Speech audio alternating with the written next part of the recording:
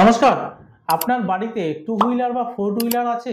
Four wheeler থাকলে আপনিই চালাতে পারেন বা আপনার ড্রাইভারও গাড়িটা চালাতে পারে। তো গাড়িটা নিয়ে আমরা একটা নতুন দিনের শুরুয়াত করি। মানে পজিটিভ থিংকিং নিয়ে বাড়ি থেকে বেরোই বিভিন্ন কাজ করার জন্য। সেই কাজটা যাতে সফল হয় তার জন্য আজকে একটা ভাইটাল ইনফরমেশন দিচ্ছি। এটা বাস্তুর একটা টিপস বা নিউমেরোলজিক্যাল টিপসও আপনারা বলতে পারেন। কি করতে হবে? প্রথম কথা হচ্ছে, যখন আপনারা বাড়ি থেকে বেরোবেন, গাড়ি হোক বা টু হুইলার হোক বা ফোর হুইলার, সবসময় চেষ্টা করবেন সামনের দিকে এগোনোর।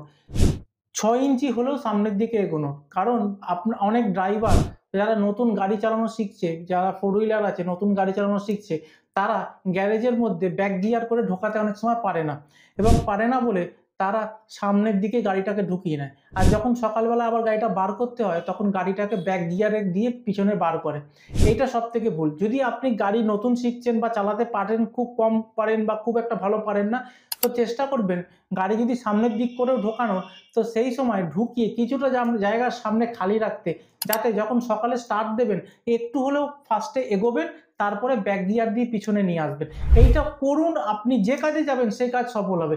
আমি অধিকাংশ ক্ষেত্রে দেখেছি যে বাড়িতে গাড়ি বের করার সময় পিছনে সবসময় ব্যাক গিয়ার দিয়ে আগে গাড়ি বার করে। এই ভুলটা করবেন না। ভিডিওটা ভালো লাগলে অবশ্যই শেয়ার করুন, নিজে জানুন এবং অন্যজনকে জানার সুযোগ করে দিন। নমস্কার।